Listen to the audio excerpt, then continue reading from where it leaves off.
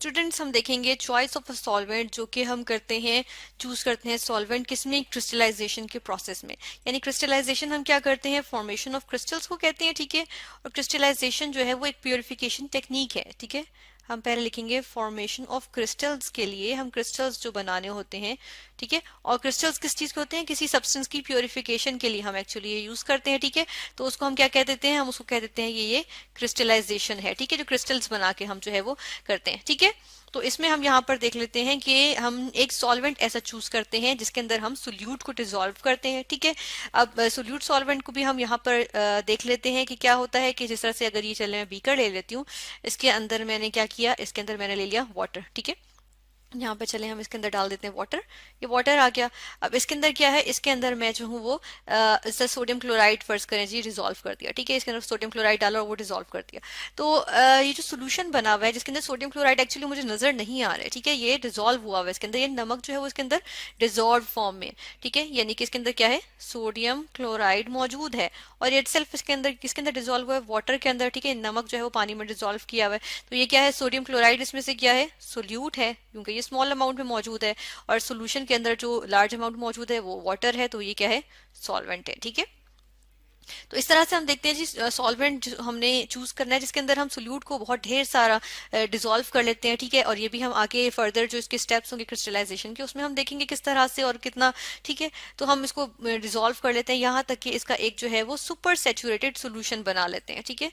हम बना लेते हैं सुपर सेचुरेटेड सोल्यूशन, यानी कि इतना डिसॉल्व करते हैं कि हाई टेम्परेचर में तो बहुत ज्यादा डिसॉल्व हो जाता है, ठीक है।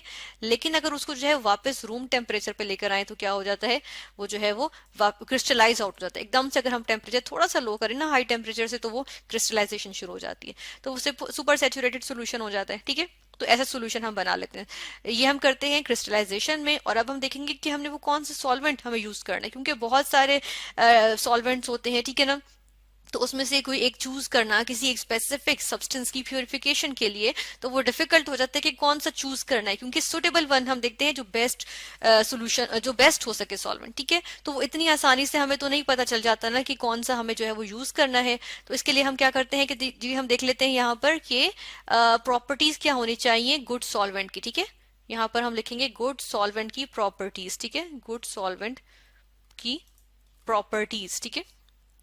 प्रॉपर्टीज के उसमें क्या खुसूसियत, हम डिफरेंट सॉल्वेंट्स देखेंगे, ठीक है। और हमें पता चलेगा जी कि हम डिफरेंट सॉल्वेंट्स में हम ये प्रॉपर्टीज हम जो यहाँ पर लिस्ट करेंगे वो हम देखेंगे कि कौन कौन सी प्रॉपर्टीज हैं जो हम यूज कर सकते हैं, ठीक है। उनको हम जो है वो कंसिडर करेंगे और हमें पता चलेगा जी कि किसी एक स्पेसिफिक सोल्यूट के लिए कौन सा वाला जो सॉल्वेंट है वो सुटेबल रहेगा, ठीक है। तो फर्स्ट ऑफ ऑल जिस तरह से जो पहली हमारे पास यहाँ पर जो प्रॉपर्टी आ जाती है वो ये होती है कि जो गुड सॉल्वेंट होता है वो क्या करता है कि अगर उसको अगर हम देखें तो स्मॉल अमाउंट में जो है वो सोल्यूट को डिसॉल्व करता है रूम टेम्परेचर पे, ठीक है। यानी कि जो नॉर्मल टेम्परेचर होगा उस पे जब डिसोल्यूशन की बात आती है कि सॉल्वेंट को डिसॉल्व करना है, तो रूम टेम्परेचर पे वो बहुत स्मॉल अमाउंट में डिसॉल्व करता है, यानी थोड़ा सा डिसॉल्व हो जाएगा, ठीक है। यानी कि जो हम सुपर सेचुरेशन अटेन करने के लिए ना, ठीक है। तो हम देखते हैं जी रूम टेम्परेचर पे तो स्मॉल अमाउंट हो रही है, और हम देखते हैं कि लार्ज अमाउंट जो है वो डिसॉल्व करता है वो किस पे, वो बॉइलिंग पॉइंट पे, ठीक है। यानी कि जब जो सॉल्वेंट का जो बॉइलिंग पॉइंट है ना उस पे हम लेके जाते रहेंगे, ठीक है ना। हम कंटिन्यूअस स्टीयरिंग करते रहेंगे और हम जो है वो क्या करेंगे, टेम्परेचर इंक्रीज करते रहेंगे यानी हीट करते रहेंगे। तो इस दौरान क्या होता है कि जो सोल्यूट है वो डिसॉल्व होता जाएगा यहाँ तक एक सुपर सेचुरेटेड सोल्यूशन बन जाएगा, यानी कि हाई टेम्परेचर पे बहुत ज्यादा अमाउंट सोल्यूट की डिसॉल्व हो जाती है, ठीक है। तो इसीलिए हम इस के लिए ही हम क्या करते हैं कि हम जो है वो ऐसा सॉल्वेंट लेते हैं जो कि सोल्यूट को लार्ज अमाउंट में डिसॉल्व करे बॉइलिंग पॉइंट पे और स्मॉल अमाउंट डिसॉल्व करे वो रूम टेम्परेचर पे, ठीक है।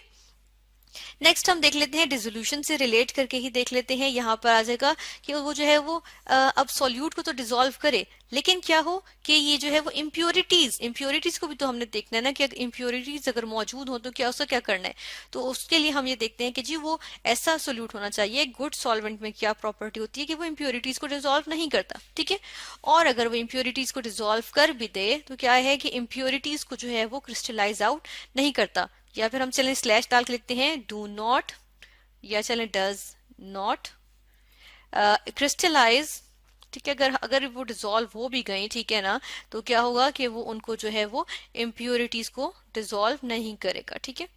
जब हम उनके आगे फर्दर जब हम उसकी क्रिस्टलाइजेशन करेंगे, क्रिस्टल्स बनते हैं, तो उसको उसमें इम्प्योरिटीज क्रिस्टलाइज आउट नहीं होती कि हमारी जो प्रोडक्ट है हमने तो उसकी प्योरिफिकेशन करनी है ना, तो इसलिए हम सॉल्वेंट चूज ही ऐसा करते हैं कि जो इम्प्योरिटीज को या तो डिजोल्व ना करे या फिर इसकी जो है वो उसको क्रिस्टलाइज आउट ना करे, ठीक है। इसके अलावा हम देख लेते हैं कि हमने कहा जी कि डिसोल्यूशन, ठीक है, हमने डिसोल्यूशन की बात की है। अब डिसोल्यूशन क्या है? फिजिकल हम देख रहे हैं कि मिक्सिंग है, ठीक है ना, फिजिकल मिक्सिंग हुई है, कोई केमिकल रिएक्शन तो नहीं हुआ। जिस तरह से यहाँ पर हमने सोडियम क्लोराइड का भी लिया था, तो उसमें कोई केमिकल रिएक्शन तो नहीं हो रहा ना। सोडियम क्लोराइड तो सोडियम क्लोराइड की फॉर्म में ही मौजूद रहेगा इसके अंदर, ठीक है ना।